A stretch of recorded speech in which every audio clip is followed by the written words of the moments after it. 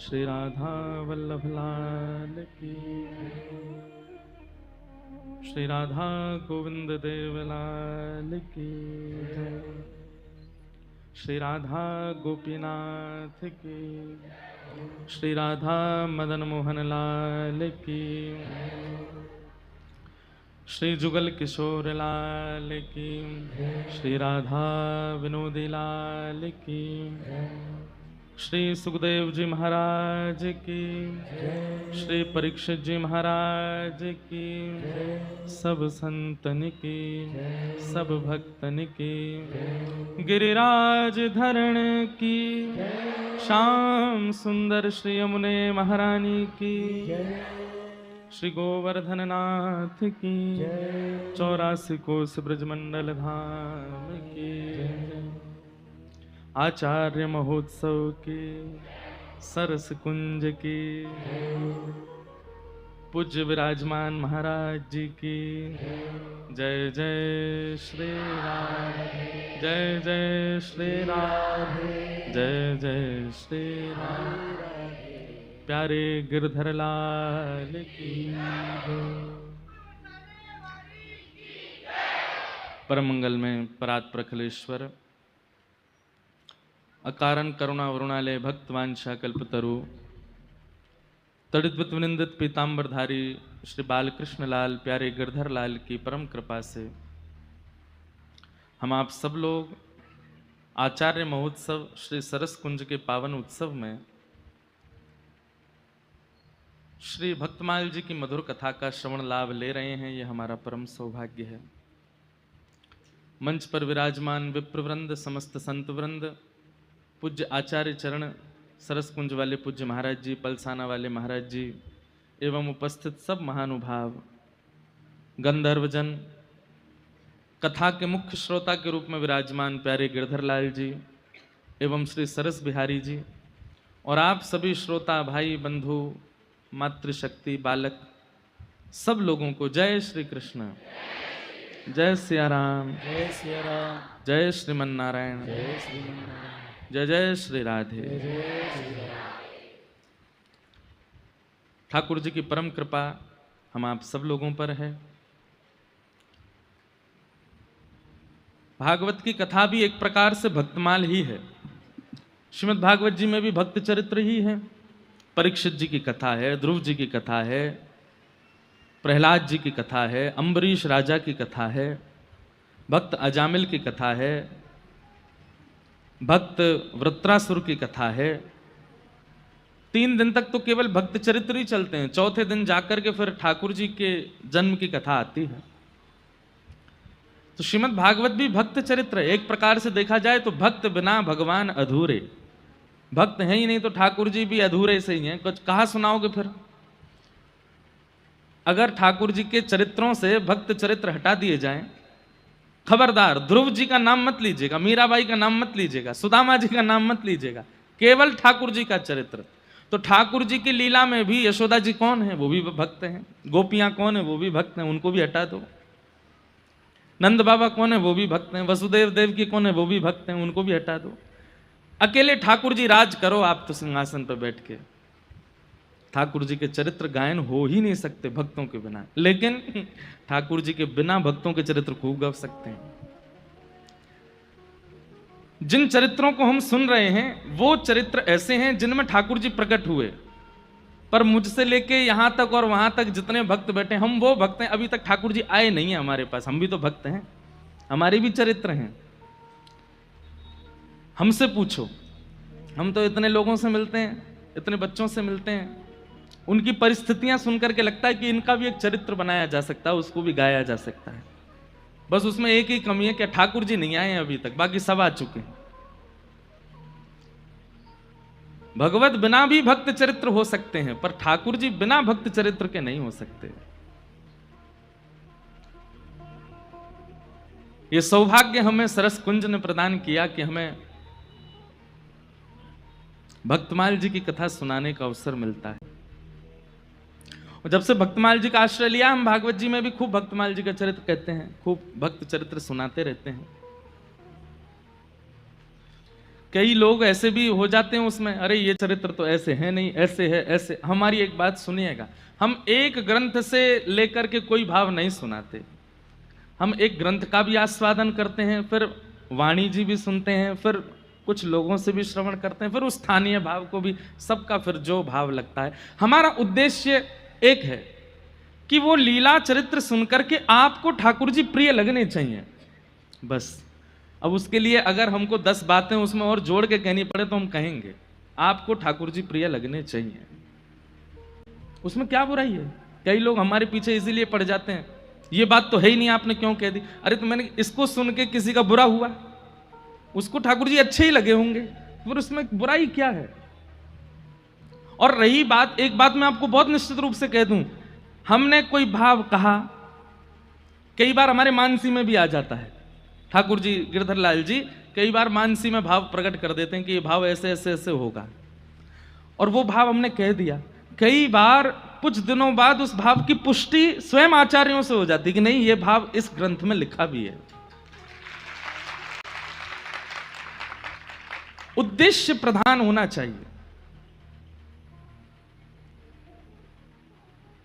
उद्देश्य प्रधान होना चाहिए।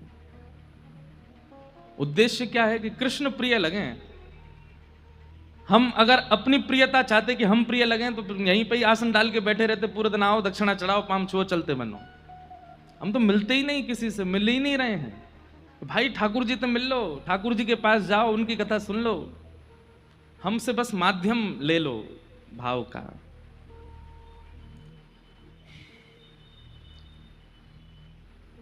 सब भाव हैं, सबको प्रणाम है।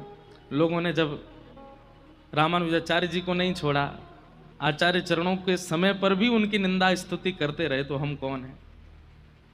हमारे पीछे भी लोग पड़ गए। दीक्षा देने का मन हमने 10 साल बाद बनाया। 10 साल तक हमने दीक्षा ही नहीं दी, और 10 साल बाद जैसे ही मन बनाया कि दीक्षा देंगे, वो भी मन हमने नहीं बनाया, बहुत आग्रह किया, और आग्रह नहीं आज्ञा की आचार्य चरणों ने कि दो। बस दीक्षा का क्रम प्रारंभ नहीं हुआ कि कई लोगों को बहुत बुरा लगा कि ये दीक्षा क्यों दे रहे हैं। अभी भी जयपुर में रोज पूछ रहे हैं, पर अभी हमने कुछ दिन के लिए दीक्षा क्रम स्थगित किया है। अब कई लोग इसमें भी बोले आप क्यों बुरा नहीं मान रहे हैं? हम चाह रहे हैं कि कुछ दिन विश्राम हो, फिर उसके बाद कुछ क्रम करेंगे। सब भाव है, सबको प्रणाम है, सबको वंदन है। बस हम आपसे भी एक बात कहेंगे और अपने हृदय से भी एक बात कहते हैं, उद्देश्य अपना पवित्र रखा कीजिए और बस क्रिया करने लगिए। आपका उद्देश्य यदि पवित्र है तो क्रिया अपने आप पवित्र हो जाएगी। व्यास मंच पर बैठना हमारा उद्देश्य ना तो धन अर्जन है, ना जीव अर्जन है, ना फॉलोअर्स बढ़ाना भी नहीं है, दीक्षा देकर के बहुत शिष्य बनाना भी नहीं है। हमने रजिस्ट्रेशन इसलिए चालू करवाए थे कि भैया कहीं इतनी संख्या में लोग आ गए तो कैसे करेंगे। हमें थोड़ी पता था कि 7.5 लाख लोग रजिस्टर हो जाएंगे उस पर, और उसमें से दीक्षा कितनों को दी? 2,500 लोगों को दीक्षा दी बस, और वो भी एक एक व्यक्ति को बुला करके बड़े आराम से विधिवत रूप से। तब भी हमने कहा था कि हमें तो दीक्षा जीवन भर देनी है, पर आपकी दीक्षा तो एक ही बार होनी है, तो उसमें हम जल्दी क्यों करें, हम तो आराम से ही देंगे ना। और उसमें भी ये हुआ कि महाराज जी पैसे लेके दीक्षा दे रहे हैं, ऐसा कर रहे हैं। सब इन सब भावों से हमारे भाव बड़े धीमे पड़ जाते हैं।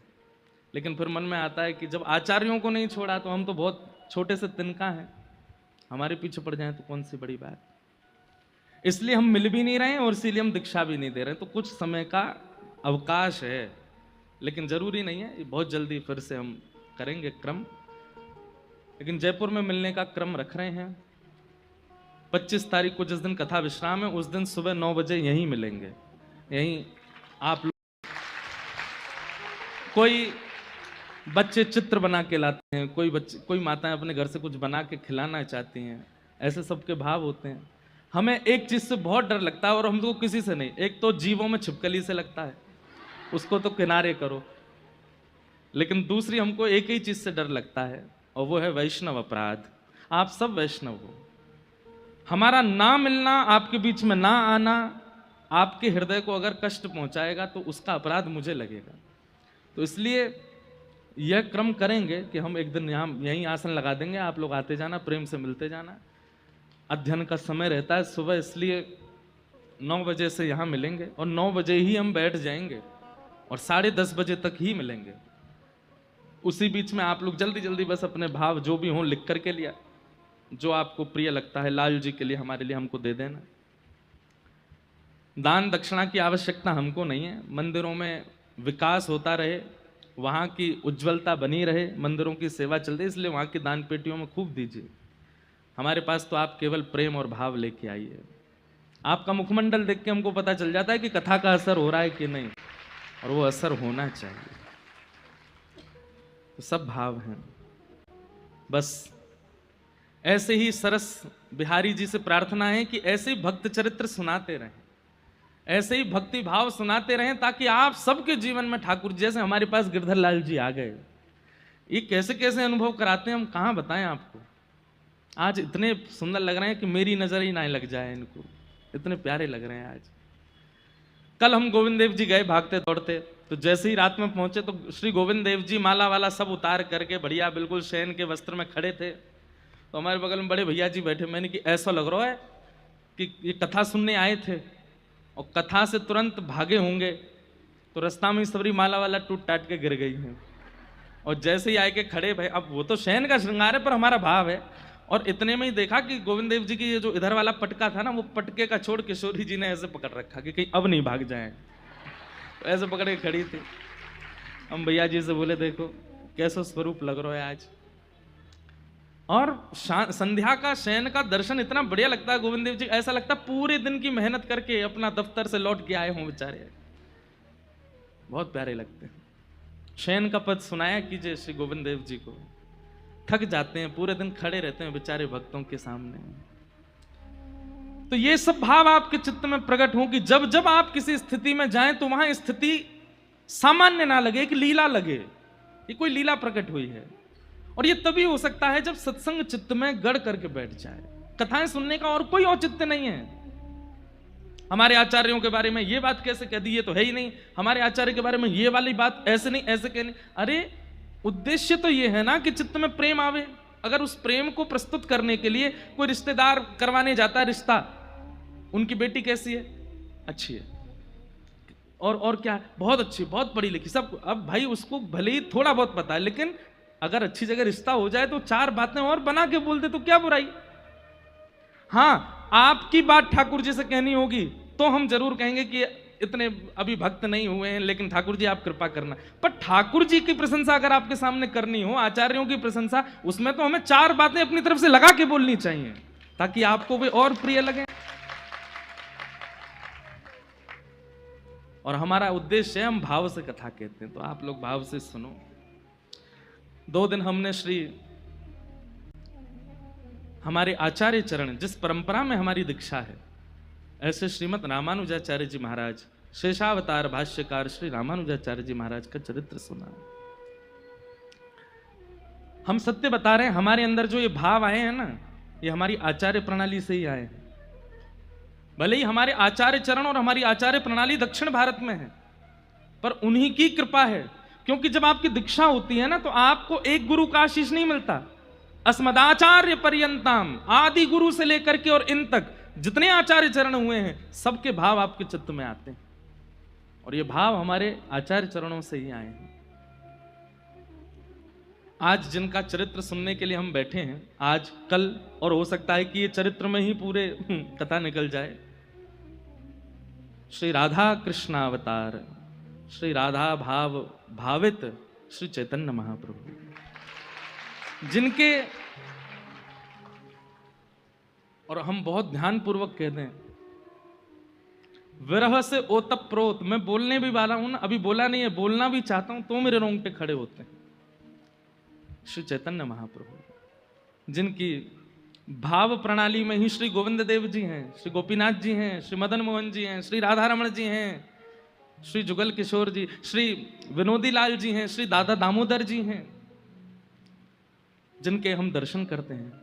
जिनकी भाव प्रणाली में श्री रूप सनातन गोस्वामी हैं, जिनकी भाव प्रणाली में ही श्री गोपाल भट्ट गोस्वामी, जीव गोस्वामी, लोकनाथ गोस्वामी पाद हैं। ऐसे श्री चैतन्य महाप्रभु। श्री नित्यानंद कृष्ण चैतन्य की भक्ति दसों दिश विस्तरी। श्री नित्यानंद कृष्ण चैतन्य की भक्ति दसों दिश विस्तरी। गौड़ देश पाखंड मेट कियो भजन परायण। करुणा सिंधु कृतज्ञ भय अगणित गति दायन। दस धारस आक्रांति महत जन चरण उपासे। नाम लेत निह पाप दुरित तहि नर के नासे। अवतार विदित पूरब मही उभे देही धारी। श्री नित्यानंद कृष्ण चैतन्य की भक्ति दसों दिश विस्तरी। श्री नित्यानंद कृष्ण चैतन्य की भक्ति दसों दिश विस्तरी। श्री नित्यानंद महाप्रभु और श्री कृष्ण चैतन्य महाप्रभु। सबसे पहली बात तो बहुत गंभीर है ये चरित्र, इसलिए खूब भाव से सुनिएगा और प्रयास कीजिएगा कि आप लोग जहां जब लेट भी आ रहे हैं तो आके बैठ जाएं और जिनको जाना होता है वो पीछे ही बैठ जाएं। बस भाव से सुनिए। ये विषय अति गंभीर, अति गूढ़ और अति मार्मिक और समझने योग्य है। वैसे तो भक्तमाल जी में कोई भी चरित्र ऐसा है नहीं जो समझने योग्य नहीं है, पर कुछ विशेष ध्यान लगा करके श्री चैतन्य महाप्रभु के चरित्र को सुनिएगा। ले चलते हैं आपको श्री निकुंज में। चलो पी लो। निकुंज में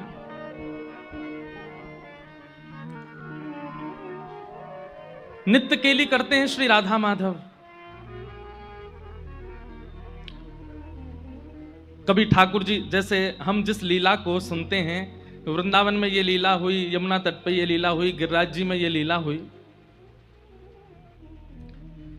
कई बार कई लीलाएं प्रकट रूप से धाम में नहीं हुई हैं, पर फिर भी वो लीला चलती रहती है। क्यों? निरंतर गोलोक धाम में ठाकुर जी की लीला चलती ही रहती है, उसमें कभी विश्राम नहीं होता। अभी हम लोग कथा सुन रहे हैं, इस समय भी कोई लीला चल रही होगी। और लीला पता है क्या चल रही होगी? आज छठी उत्सव मनाना होगा निकुंज में, सब सखियां घेर करके ठाकुर जी को छठी मना रही होंगी। और फिर आज छठी उत्सव विश्राम होते ही कल से तैयारियां शुरू होंगी। क्यों? निकुंज में श्री राधाष्टमी मनेगी, श्री किशोरी जी को प्रादुर्भाव होगा।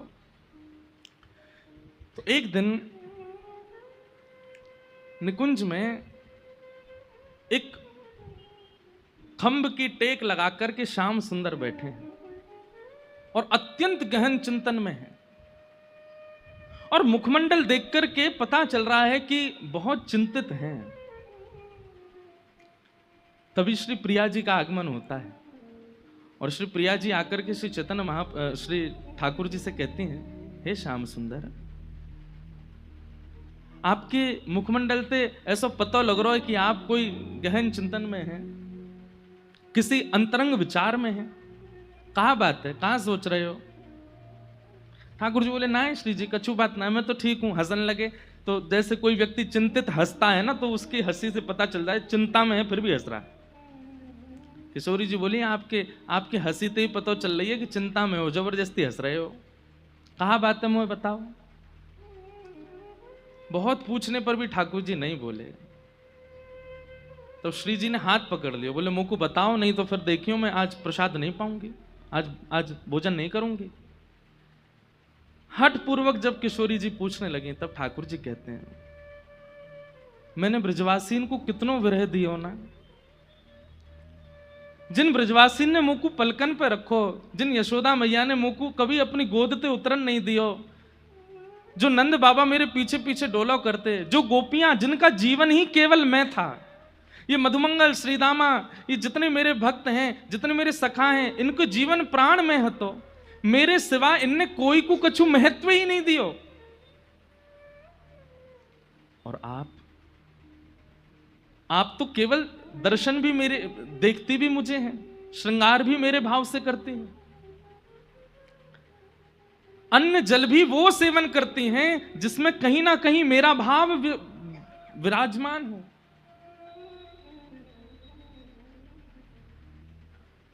मैंने बहुत विरह दिया,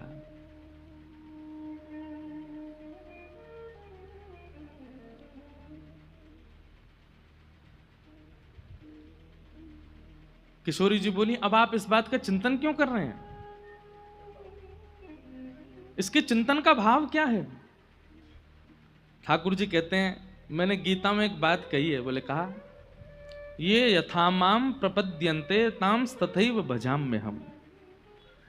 जो मुझे जैसे भजता है मैं भी फिर उसको वैसे ही प्राप्त करता हूं। श्री जी बोली मतलब? बोले मोए कभी कभी इतना भार लगे अपने ऊपर, यशोदा मैया के अश्रुबिंद, मधुमंगल श्रीदामा के अश्रुबिंद, मेरी प्राण प्रिया श्री किशोरी जी के अश्रुबिंद, इन गोपीन के अश्रुबिंद, ये सब अश्रुबिंद मुंह को बहुत भार लगे।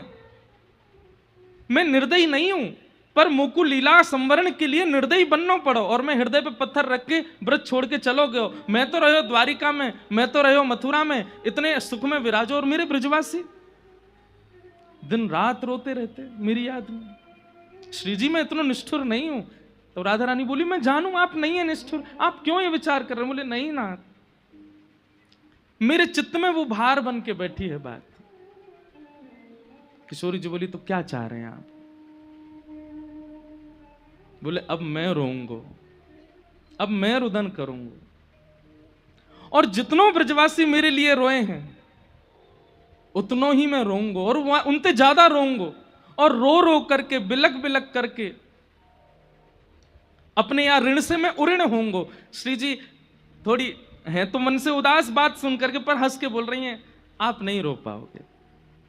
ठाकुर जी बोले, क्यों? मैं क्यों ना रो पाऊंगा? बोले, कौन के विरह में रोगे?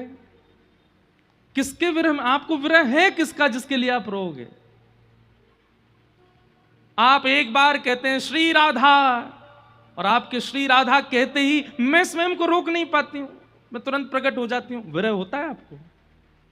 आप कहोगे हे यशोदा मैया तोड़ी तोड़ी चली आवेगी, आप कहोगे नंद बाबा 100 काम छोड़ करके आवेंगे, आप कहोगे मधुमंगल श्रीदामा रूठे बैठे होंगे तो उठ के आ जाएंगे, लाला बुला रहा हो। आपको विरह होता कहां है? तो आप रोगे।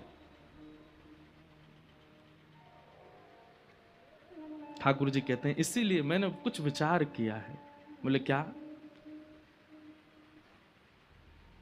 किशोरी जी मेरी बात ध्यान से सुनियो। किशोरी जी कह रही, हाँ मैं सुन रही हूं, बताओ।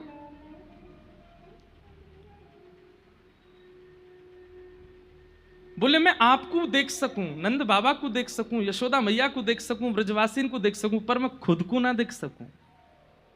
मैं आपको नाम गा सकूं, पर मैं खुद को नाम ना गा सकूं, क्योंकि मैं स्वयं वही हूं। अगर मैं हूं मैं ही, पर आपके भाव में परिवर्तित है जाऊं, तो मैं अपना नाम गा सकूं, खुद को पुकार सकूं, खुद को ध्यान कर सकूं, खुद के लिए रो सकूं। श्री जी बोली मतलब? बोले मेरी 3 इच्छाएं अधूरी रह गई हैं, और उन इच्छाओं को मुझको पूरा करना है। कौन कौन सी इच्छा? सबसे पहली मेरी इच्छा है कि श्री राधा जी के चित्त में जो प्रेम है मेरे प्रति, वो प्रेम कैसा है उसका मुझे अनुभव करना है। मेरे हृदय में आपके प्रति कैसा प्रेम, ये मैं अनुभव करके देख चुका, पर आपके चित्त में मेरे प्रति कैसा प्रेम है उसका मुझे अनुभव करना है। दूसरी बात, मेरे रूप माधुरी, जब मैं चलूं तो गोपीन के हृदय रूपी मयूर नृत्य करने लगे। जब मैं गोपीन को देखूं तो उनके हृदय में जैसे मानो कोई कटाक्ष कोई कर गए हो। मैं गैयान को देखूं, इन गैयान के थनन से दूर बहने लगे। ऐसा मेरे रूप में कहा है, मैं अपने रूप को जानना चाहूं। जिस रूप लावण्य को देख करके गिरिराज जी की शिलाएं भी पिघल जाती हैं, उस रूप का आस्वादन मुझे ही करना है कि मेरे इस रूप में ऐसा क्या है, मेरी मधुरिमा में ऐसा क्या है जिससे यह सब हो जाता है।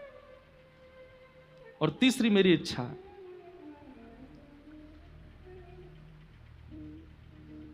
मेरी प्राप्ति होने पर मेरे प्रेमियों को किस सुख का अनुभव होता है, वो सुख मुझे अनुभव करना है। और उसके लिए हे किशोरी जी आप कृपा करो। बोले क्या कृपा करें? बोले आप तन तो रहेगा कृष्ण का, पर मन बना दो श्री राधा रानी का। तन तो रहेगा मेरा ही, पर उसमें जो भाव प्रकट होंगे वो होंगे आपके। और दूसरी बात, तन मेरा, भाव आपका और रंग भी आपका। ये रंग भी मुझे नहीं चाहिए। किशोरी जी बोले क्यों? बोले क्योंकि भाव तो आपको आगे हो मेरे अंदर और तन मेरो है, लेकिन जब जब मैं अपने श्याम स्वरूप को देखूंगा तो मुझको विरह नहीं होगा, मुझे याद आ जाएगा ये तो मैं ही हूं। इसलिए तन भी आपका और मन भी आपका, मतलब तन मेरा पर रंग आपका और भाव आपका। ऐसी कृपा मुझ पे करो। मैं सोच रहा था तो इस पर एक पद मैंने बनाया है। श्री ठाकुर जी किशोरी जी से क्या प्रार्थना कर रहे हैं, समझ में आई ना बात? ठाकुर जी क्या कह रहे हैं किशोरी जी से?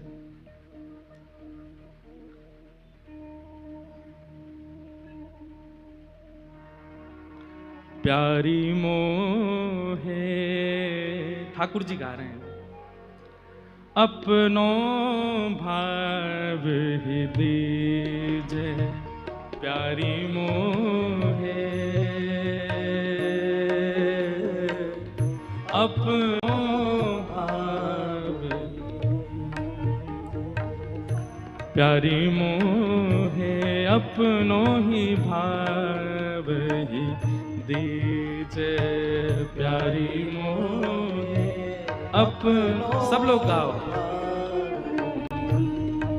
भाव दे के मोहे कांति हु दीजे, भाव दे के मोहे कांति हु दीजे, भाव दे के मोहे कांति हु दीजे, भाव दे के मोहे कांति दीजे, हे अपनों सो करी दीजे श्यामा मोहे, अपनों सो कर दीजे श्री राधा मोहे, अपनों सो करी दीजे राधा मोहे, अपनों सो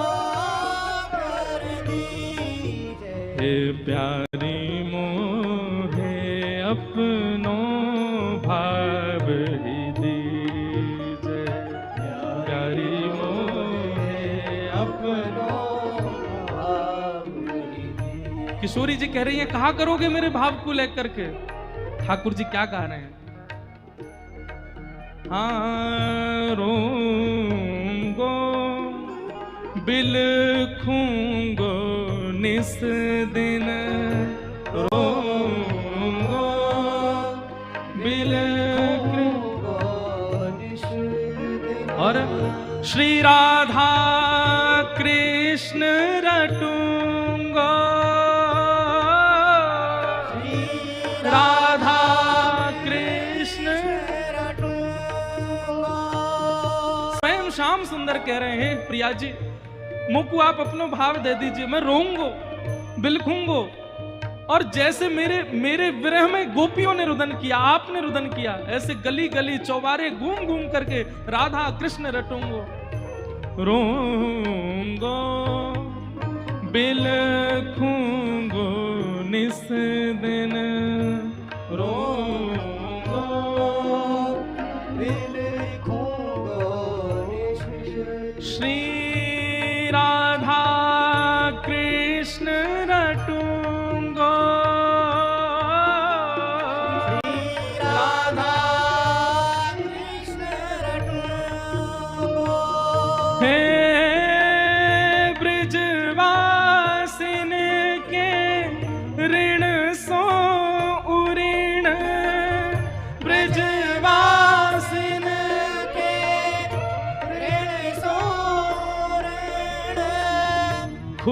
को यूं कर लूंगा,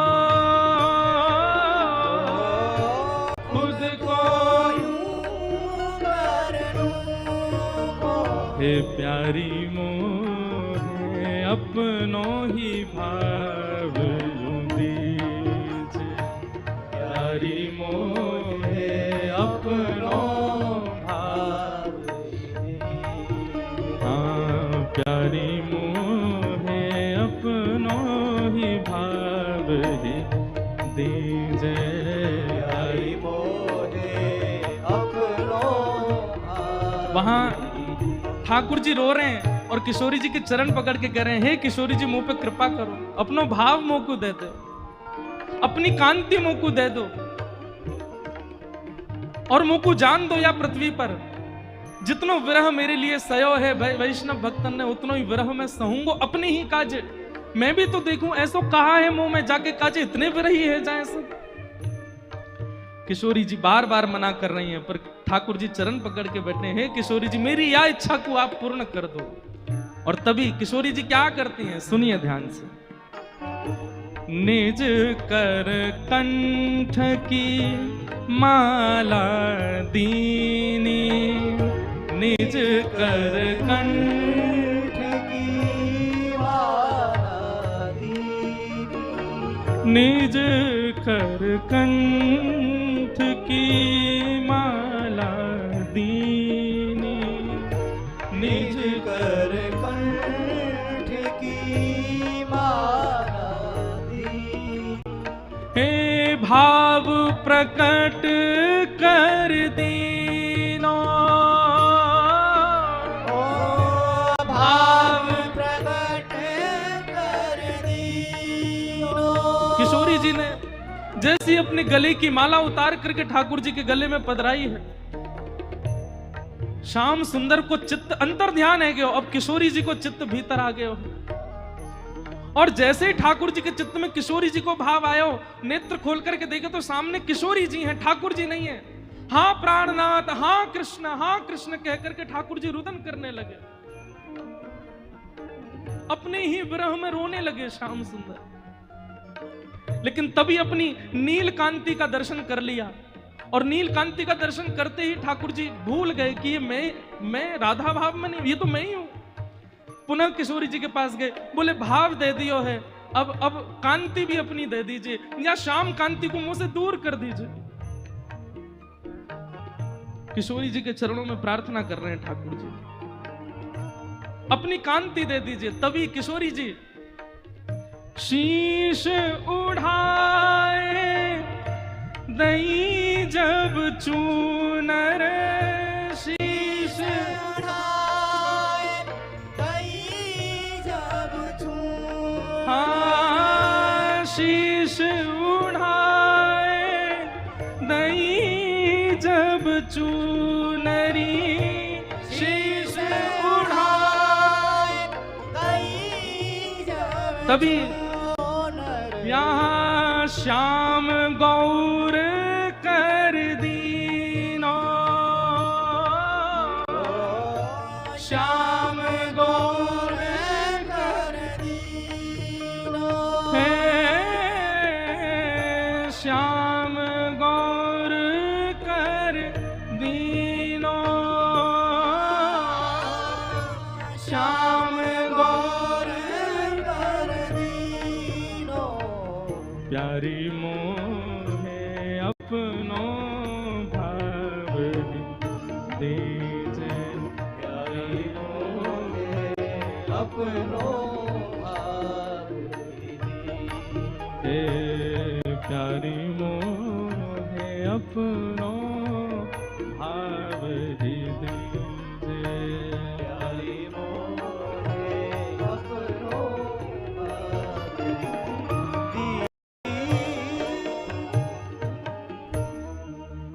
किशोरी जी के चरणों में बैठ करके ठाकुर जी कह रहे हैं, अपनो भाव दे दीजिए। किशोरी जी ने अपनी जैसी कंठ की माला पहनाई तो श्री कृष्ण को हृदय अंतर ध्यान और श्री राधा भाव चित्त में प्रकट है गए। लेकिन अपनी कांति देख करके ठाकुर जी का विरह नहीं आया। तब चरणों में निवेदन किया, ये कांति भी छीन लीजिए। तब किशोरी जी ने अपनी चुनरी उतार करके जैसे ही ठाकुर जी को पहनाई तो गौ कृष्ण गौर कर दीनो, श्याम गौर कर दीनो। जो श्याम सुंदर हैं वही गौर बन करके प्रकट हो गए, और वही हैं श्री कृष्ण चैतन्य महाप्रभु। मेरे मन में भाव आ रहे हो कि ये भाव तो कछु हर आचार्य को एक भाव अर्पित करें, तो ये भाव यहाँ आवे तो 1 घंटा पहले लिख के अर्पित कर दियो, या हमारे ना मिल लो मैं पूरे दिन, क्योंकि मैं कछु ना कछु बना तो रहूं। आहा, ठाकुर जी गौर हो गए। भाव भी किशोरी जी का है, कांति भी किशोरी जी की है, और अब गुरु भी किशोरी जी हैं। गुरु भी किशोरी जी को माना। भीतर और बाहर दोनों से प्रेमी, और किसके प्रेमी? अपने ही प्रेमी बन गए ठाकुर जी। अपना आस्वादन करना चाहते हैं कि ऐसा क्या है मुझ में जिसके लिए इतने विभोर होते हैं सब, जिसके लिए किशोरी जी ने इतना विरह सहा। अब देखूंगा मैं कि मुझ में ऐसा क्या है जिसके लिए इतना भाव।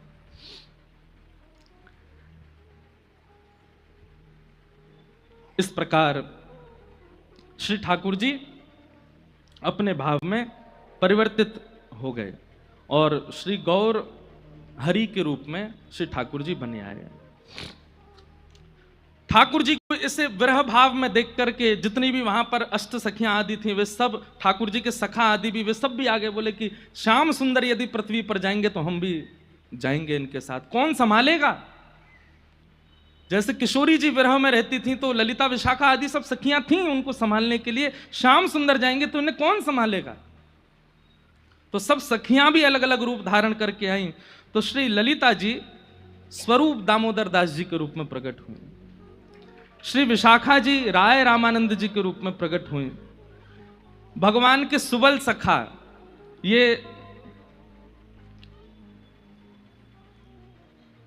गौरदास पंडित के रूप में प्रकट हुए, भगवान के सखा श्री दामा अभिराम ठाकुर जी के रूप में प्रकट हुए, और 8 मंजरियां वे अलग अलग 8 आचार्यों के रूप में प्रकट हुई, जिनमें किशोरी जी की जो रूप मंजरी हैं वही श्री रूप गोस्वामी के रूप में प्रकट हुए, जिन्होंने श्री गोविंद देव जी को विराजमान किया।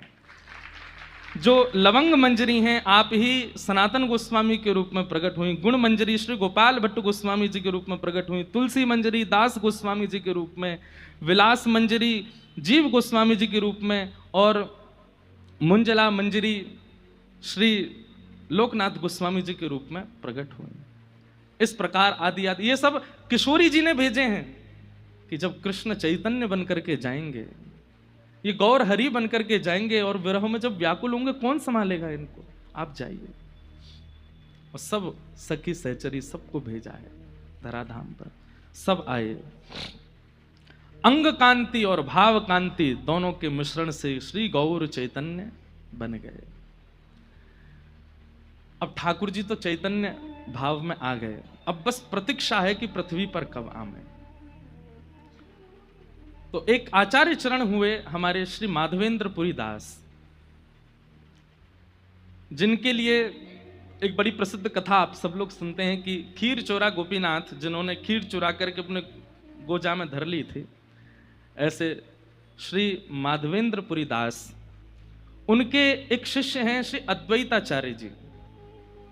श्री अद्वैताचार्य जी को यह बात पता चली कि श्री ठाकुर जी कृष्ण चैतन्य के रूप में प्रकट होने वाले हैं, लेकिन कब होंगे? विचार कीजिए। श्री अद्वैताचार्य जी गंगा के तट पर शालिग्राम भगवान की सेवा करते हैं और 1 लाख तुलसी रोज चढ़ाते हैं, और 1 लक्ष तुलसी अर्पण करने का एक ही भाव रहता है उनके चित्त में, क्या? मेरे गौर हरि कब आएंगे, मेरे श्याम सुंदर कब आएंगे, मेरे प्राणनाथ कब आएंगे। आप जल्दी कृपा करो कि वे अवतरित हों इस धरती पर। जो पाप बढ़ रहा है और जो भाव नष्ट हो रहे हैं लोगों के, उसके प्रादुर्भाव के लिए वे जल्दी प्रकट हों।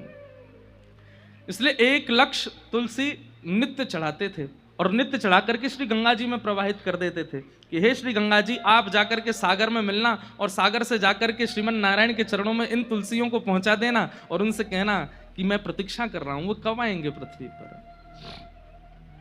आपके साथ में श्री हरिदास ठाकुर रहते थे, वे भी इनकी सहभागिता में व्यक्त होते थे, सेवा में रहते थे।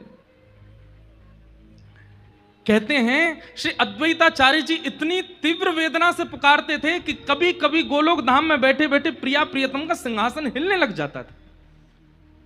तो किशोरी जी कहती थी, हम आपसे पुनः कहें भैया बहुत सावधानी से सुनिएगा, ये बहुत गंभीर और बड़ा भाव में प्रसंग है।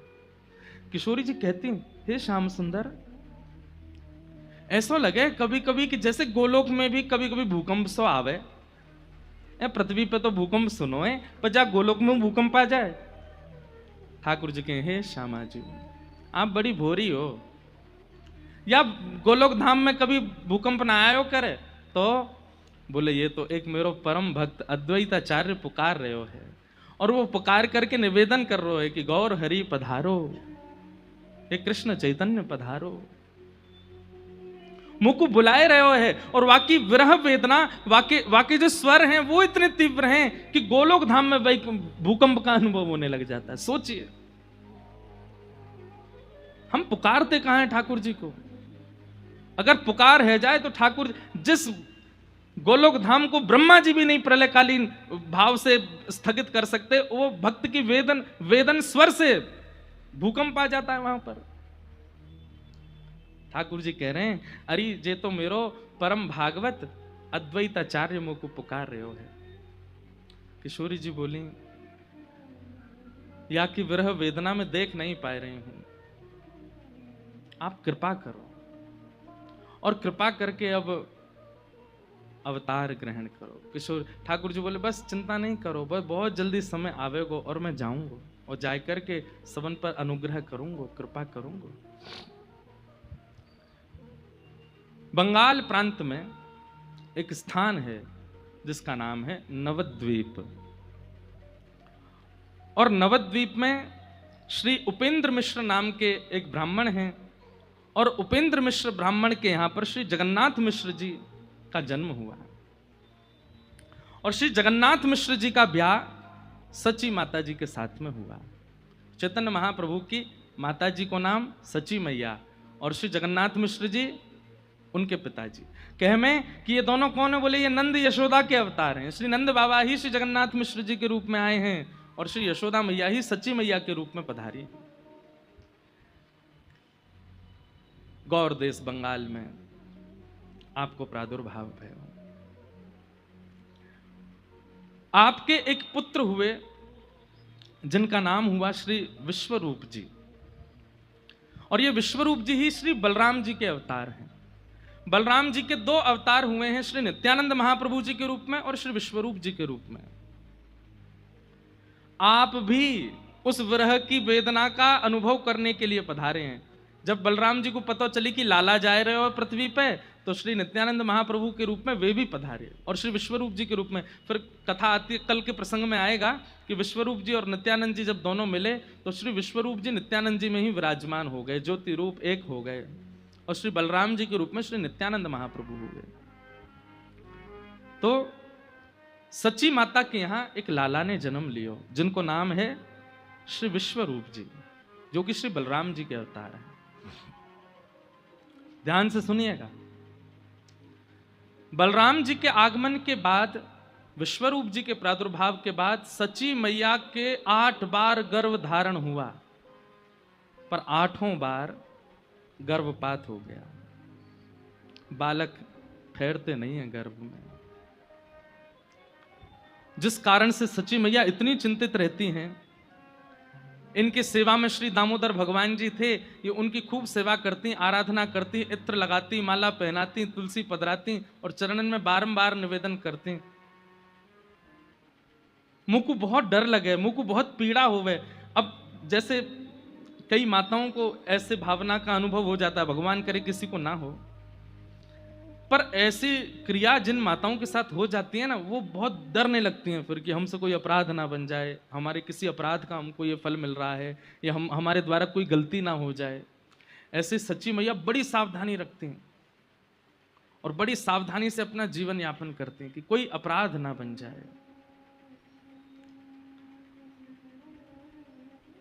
दामोदर भगवान जी की सेवा करती और सेवा करके केवल ये कहती कि हे दामोदर नाथ आप कृपा करो, मैं अब कोई अपराध नहीं करूंगी, पवित्रता को ध्यान रखूंगी, सब मंगलमय हो, बस एक बालक और जीवन में आ जाए, आप जैसो ही आ जाए, आपकी सेवा करवे वारो, आपको भजवे वारो, आपको प्राप्त करवे वारो आ जाए। शुद्ध विचार और शुद्ध मनस्थिति ही ठाकुर जी को आगमन कराती है। हमारी विचारधाराओं में कहीं ना कहीं, हमारे आचरण में कहीं ना कहीं, हमारे भाव में कहीं किंचित कोई दोष रह जाता है, ठाकुर जी आते आते रुक जाते हैं। आप कहेंगे तो फिर आप ये क्यों कहते हैं कि ठाकुर जी भक्तवत्सल हैं, ठाकुर जी करुणा सिंधु हैं, वो दोष विचार नहीं करते? ठाकुर जी नहीं करते विचार, पर एक बात जो श्रीमद् भागवत जी में ठाकुर जी गोपियों से कहते हैं कि मैं पुकारने पर इच्छुक तो इतना होता हूं कि दौड़ करके चला जाऊं, पर तभी मुझे विचार आता है कि कहीं दोष युक्त व्यक्ति है और तब भी मैं पहुंच गया तो उसके मन में यह भाव आ जाएगा कि आचार्य चरण तो ऐसे ही बोलते थे कथा में, मैं तो खूब दोषी था फिर भी आ गए ठाकुर जी। आचार्यों की वाणी कहीं मिथ्या ना हो जाए और कहीं उसके मन में यह भावना ना आ जाए कि दोष रहे आवे तो भी ठाकुर जी आ ही जाते हैं, और कहीं उसकी प्रेरणा से और लोग भी दोष युक्त ना रह जाएं। समझ रहे हैं ना बात? इसलिए ठाकुर जी किंचित भाव के दोषों को देख लेते हैं कि कहीं विचार और भावों में तो दोष नहीं है, और विचार और भावों में अन्य अन्य दोष आ भी जाएं तो भी ठाकुर जी आ जाते हैं, पर कहीं मात्सर्य दोष आ जाता है, ईर्ष्या का दोष। एक बात हमारी लिख लीजिएगा कंठीबद्ध होकर के, ईर्ष्या का दोष यदि चित्त में है तो कितनों नाम जप कर लो, कितनों भजन कर लो, कितनों तिलक लगा लो, कितनों गुरु जी के चरण धो धो के पी लो, नहीं मिलेंगे ठाकुर जी। ईर्ष्या दोष ठाकुर जी को प्रिय नहीं है बिल्कुल भी। काम दोष है तो भी ठाकुर जी मिल जाएंगे, क्रोध दोष है तो भी मिल जाएंगे, अन्य अन्य दोषों से युक्त हैं तो भी ठाकुर जी अनुग्रह कर देंगे, पर ईर्ष्या दोष पे नहीं। सची मैया परम पवित्र हैं हृदय से और नित्य श्याम सुंदर को पुकारती हैं। अब देखो एक चीज आपको सब जगह मिलेगी कि आचार्य चरणों की माताओं का जीवन देखो। अब इसमें वुमेन एम्पावरमेंट वाले हमको कहीं घसीट नहीं लें, और पिता को कुछ नहीं करना है, सब हमें ही करना है। आप इस बात को ऐसे क्यों ले जाते हैं? पिता के अथक प्रयास से कुछ नहीं होने वाला, बेटा केवल खाएगा पिएगा सोएगा, पर उसके भीतर अंतरंग का जो निर्माण है वो तो मां के स्वभाव से ही होगा।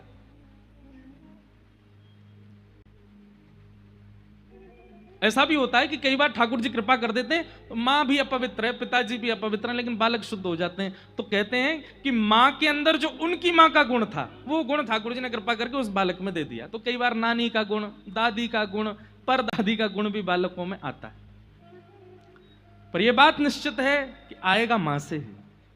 इसलिए मां का पवित्र होना बहुत। कल हम लोग सुन रहे थे कि वहां श्री रामानुजाचार्य जी की माता जी या फिर श्री सटकोप स्वामी जी की माता जी, वो भी ठाकुर जी को देख करके मन में भाव रखते हैं आप जैसा लाला हो जाए, बस आपकी सेवा करने वाला हो जाए। संतान प्राप्ति में एक नियम तो विशेष ध्यान रखिए, विष्णु आराधनार्थाय। हे गोविंद देव जी एक लाला दे दो, काय बात को चाहिए, धन वृद्धि करे, बिजनेस बढ़ावे, खूब सारो धन कमा के नहीं, नित्य आपकी सेवा करे, संतन की सेवा करे, भक्तन की सेवा करे, वृंदावन की सेवा करे, गौ आराधना करे, इन भावन से युक्त एक संतान दे दो। देखियो गोविंद देव जी संतान नहीं देंगे, खुद आ जाएंगे, बोले ये सब तो मैं करूंगा। हम मांगते क्या हैं? धन वर्धन करने वाला हो, व्यापार वर्धन करने वाला हो, वंश वर्धन करने वाला हो, तो फिर ठाकुर जी काने लूले नहीं भेज दें, ले ये नहीं दे, यही करेंगे वंशवर्धन। लेकिन जब ठाकुर जी से कहते हैं कि संत सेवा, हरि सेवा, गौ सेवा, भजन सेवा, सत्संग सेवा, धाम सेवा, इन सब निष्ठाओं से युक्त एक संतान चाहिए, तो कई बार गोविंद देव जी पूछते होंगे किशोरी जी मैं चलो जाऊं का, क्योंकि यहाँ की भावना में भक्ति है, संतान की कामना भी किसी और कामना से इस भाव से, तो ठाकुर जी का मन होने लगता है कि मैं संतान बन के आ जाता हूं, ये मोह तो बढ़िया कोई ना कर सके। सच्ची मैया का चित्त बहुत पवित्र है, और दामोदर भगवान से केवल कहती हैं, और किसी कामना के लिए पुत्र की याचना नहीं कि वो हमारा संस्कार करे या हमारे वंश का वर्धन करे या आदि आदि सब क्रियाओं को क्रियान्वित करे, केवल एक कामना से पुत्र चाहिए, आपका भजन करे, आपको ध्याए, आपको याद करे, आपकी सेवा करे। बस ये भावना पहुंच गई ठाकुर जी तक, और तभी किशोरी जी को ठाकुर जी कहते हैं, मुँह को तो मिल गई मेरी मैया। बोले कौन? बोले सच्ची मैया। नवद्वीप में गंगा के तट पे अपने दामोदर भगवान से यूं कह रही हैं कि आपको भजवे वारो, और मैं यही भाव से तो जानो चाहूं कि मैं खुद को भजूं, देखूं तो सही मेरे भजन में है का। मुँह को तो मेरी मैया मिल गई। किशोरी जी ने दृष्टि करके देखा, हाँ श्याम सुंदर, ये यशोदा मैया ही हैं, वही अवतार धारण करके गई हैं। और श्री जगन्नाथ मिश्र जी ये साक्षात नंद बाबा हैं। और जिस प्रकार एक राजा कभी फकीरी का अनुभव करना चाहता हो तो सिंहासन पर बैठ करके नहीं कर सकता, अपने सिंहासन से उतर करके जाएगा, रूप बदल करके जाएगा, फकीरों के बीच में रूप बदल के बैठेगा, तभी फकीरी का अनुभव होगा। ठीक उसी प्रकार श्याम सुंदर अपनी प्रेम लक्षणा भक्ति विरहा भक्ति का अनुभव करने के लिए श्री नुकुंज से सबको प्रणाम करके और सच्ची मैया के गर्भ में विराजमान हो गए, पधार गए। अब देखो ध्यान से सुनना, दामोदर भगवान को प्रणाम करके और बस यही कामना है कि बालक हो जाए, और बस ये प्रणाम करती करती यही चिंतन करती करती सच्ची मैया सोई, और उसी रात्रि श्री ठाकुर जी उनके गर्भ में पधारे। और जैसे ही गर्भ में आए हैं श्याम सुंदर, सच्ची मैया को स्वप्न आना प्रारंभ हुआ। और आपने स्वप्न में क्या दर्शन किया? स्वप्न में आपने दर्शन किया कि आप श्री जगन्नाथ मिश्र जी के साथ में जगन्नाथपुरी दर्शन करने गए, जगन्नाथ भगवान का दर्शन करने के लिए गए हैं। गरुण स्तंभ के पास में सिंह द्वार से भीतर प्रवेश कर रहे हैं। एक एक भाव सच्ची मैया को दर्शन हो रहे हैं, ये भावना छूटने ना पाए, ध्यान से सुनिएगा।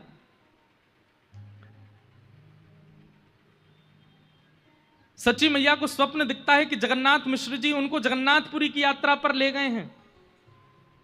सिंह द्वार से भीतर प्रवेश कर रही हैं, पतित पावन भगवान सब दर्शन कर रहे हैं, लेकिन पतित पावन भगवान सच्ची मैया को देख रहे हैं अपनी नेत्रों से। और जैसे ही नेत्र उनकी तरफ हुए तो सच्ची मैया बोलती हैं, हे जगन्नाथ मिश्र जी देखिए, ऐसा लग रहा हो पतित पावन भगवान मुझे देख रहे हैं। बोले नहीं, तुम्हें वो सामने ही देख रहे हैं।